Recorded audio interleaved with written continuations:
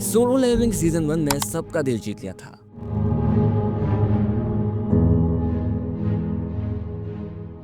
वहीं सीजन 2 ने काफी सारे अवार्ड्स भी जीत लिए। Solo leveling! Solo leveling! Solo leveling! Solo leveling! Here are the nominees for Anime of the Year. Goes to Solo Leveling. लेकिन season 3 शायद सबसे बड़ा डिसअपॉइंटमेंट हो सकता है। क्यों? देखो, आज हम बात करेंगे 10 ऐसी सच्चाइयों की जो शायद किसी ने ओपनली नहीं बोली होगी। बेस्ड ऑन प्योर मानवा लॉजिक और एनिमे ट्रेंड्स, अगर तुम सोलो लेवलिंग के फैन हो तो ये वीडियो तुम्हारे लिए वो सारी बातें क्लैरिफाई करेगी जिससे तुम्हें समझ आए कि सीजन 3 का हाल क्या होने वाला है। देखो, जैसा कि सीजन 2 कहीं ना कहीं चैप्टर नंबर 110 पर एंड हुआ एंड अप्रोक्सीमेटली सीजन 3 भी 160 या शायद पूरा 170 चैप्टर्स तक खींच सकता है एंड अल्टीमेटली यहाँ तक सोलो लेवलिंग का पूरा स्टोरी ही एंड हो जाता है। तो हम जो सीजन 3 में आ सकता है बस उतनी ही बात करेंगे। देखो, स्टार्ट करते हैं पॉइंट नंबर 1 से। जिनवू अब रिलेटेबल नहीं रहेगा। मानो कि स्टार्टिंग में जिनवू एक वीक और गरीब हंटर था। हर कोई उससे बुली करता था। ऑडियंस उसके स्ट्रगल से इमोशनली कनेक्ट कर रही थी। फर्स्ट सीजन केवल इसी बात के लिए काफी पॉपुलर हुआ कि एक वीक बंदा अचानक से पावर मिलने पर कितना बैडएस हो सकता है। Everyone like that. But season 2 आते ही तुमने नोटिस किया कि वो इतना पावरफुल तो हो गया था कि ये फाइट में लास्टिंग इम्पैक्ट नजर ही नहीं आता। आई नो तुम्हें बेरू वर्सेस जिनवू फाइट में कहीं थोड़ा बहुत टेंशन फील हुआ हो सकता है, बट सीजन 3 में वो शैडो मोनार्क बन जाएगा, एक लिटरल गॉड। उसकी पावर उस लिमिट को रीच कर जाएगी जहां तुम्हें फील होगा कि अब जिनवू किसी से हारेगा ही नहीं। उसके लिए सभी को हराना बस एक आम सी बात रह जाएगी। वैसे ही पॉइंट नंबर 2 की बात करें तो फाइट्स में टेंशन नहीं बचेगा। सीजन 1 में डंजन्स काफी डेडली लगते थे। सीजन 2 तक जिनवू काफी ओवरपावर्ड हो गया था। सीजन 3 में फाइट्स सिर्फ विजुअल फायरवर्क्स ही लगेगी। हम ऑलरेडी जानते ही हैं कि जिनवू जीतेगा ही। अब कोई बंदा इतना पावरफुल हो जाए कि उससे कोई ताकतवर बचे ही ना तो कहानी कितनी सिंपल हो जाती है। कोई विलन अपीयर हुआ और तुम पहले ही जान जाओ कि इसकी तो लगने वाली है, तो फिर तुम्हारे लिए क्या सस्पेंस बच जाएगा? ये किस वे में मरेगा या कितनी जल्दी मरेगा, बस। एंड इससे ज्यादा फर्क नहीं पड़ता है। देखो, इसी पर पॉइंट नंबर 3 की बात करें तो मोनार्क काफी सिंपल है। बीस्ट मोनार्क, फ्रॉस्ट मोनार्क, चाहे कोई सा भी मोनार्क हो, सब एक जैसे लगते हैं। उनका कोई बैक स्टोरी या आइडियोलॉजी नहीं है। बस मैं दुनिया को डिस्ट्रॉय करना चाहता हूँ एंड करके रहूंगा। एसबोन को छोड़कर किसी भी एनी अदर मोनार्क की कोई भी बैक स्टोरी है ही नहीं। इवन एंड्रेस, जिनवू का सबसे बड़ा राइवल होने के बावजूद भी बस एक बड़ा सा बॉस ही लगता है। आगे की स्टोरी इतनी सिंपल है कि तुम सही में कोई डेप्थ ही फील नहीं कर पाओगे। एंड इस बात में इतनी सच्चाई है कि अगर तुम मानवा पढ़ोगे तो तुम्हें भी यही फील होने वाला है। इसी पर पॉइंट नंबर 4 की बात करें तो एंट्रेस की एंट्री और डेथ बहुत जल्दी हो जाती है। मानवा में dragon monarch Antares late entry लेता है और थोड़े ही चैप्टर्स में मारा जाता है। वो पहली बार अपीयर हुआ चैप्टर 164 में एंड मौत हो गई चैप्टर 178 में। जिनवू ने उसे फाइनल बैटल में हरा दिया। उसका बिल्डअप ही प्रॉपर नहीं मिलता। फैंस जिनको लगता था कि एंट्रेस एपिक होगा, ताकतवर होगा, इतना खतरनाक होगा कि जिनवू को कई बार हरा दे, वो डिसअपॉइंट हो गए। तो सोचो, अगर ये फाइट सीजन 3 में होगी तो जितना मैं जानता हूँ ये फाइट काफी हाई पेस्ड होगी। तो इसी को लेकर पॉइंट नंबर 5 की बात करें तो पेसिंग बहुत तेज है फाइनल आर्क में।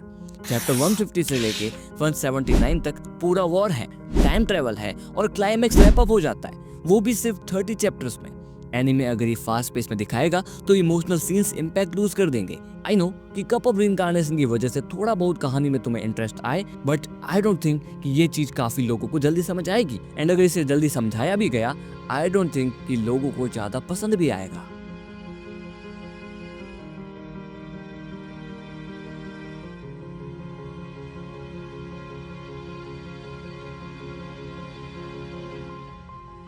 पॉइंट नंबर 6, इमोशनल आर्क्स खत्म हो चुके हैं। जिनवू की मॉम को क्योर मिली है, बहन सेफ है, बस बचते हैं उसके फादर, जो कि काफी छोटी लाइन में ही एंड हो जाएंगे।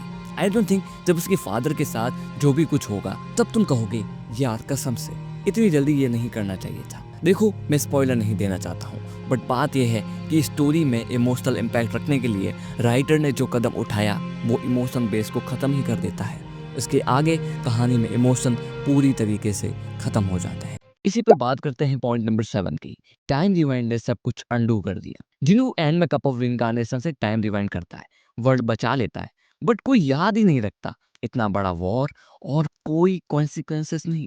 आई नो ये चीज जिनू के लिए परफेक्ट थी एंड ऐसे ही हमें ये चीज काफी फिक्शंस में देखने को मिलती है। लाइक स्पाइडरमैन में जब डॉक्टर स्ट्रेंज की हेल्प से स्पाइडी सबकी यादों से अपनी यादें मिटवा देता है, वैसे ही जिंगू का लास्टिंग इम्पैक्ट भी, उसका सेक्रीफाइस सब भूल ही जाते हैं। एंड ऐसा कैसे होगा वो भी तुम्हें हैरान कर देगा, बट आई नो ये चीज भी काफी लोगों को पचेगी ही नहीं। चलो बात करते हैं point number 8, fan favourite shadows side में हो जाएंगे। बेदू और इग्रिस जैसे कैरेक्टर को फैंस बहुत पसंद करते हैं, लेकिन लास्ट आर्क में उनका स्पॉटलाइट ऑलमोस्ट गायब हो जाता है।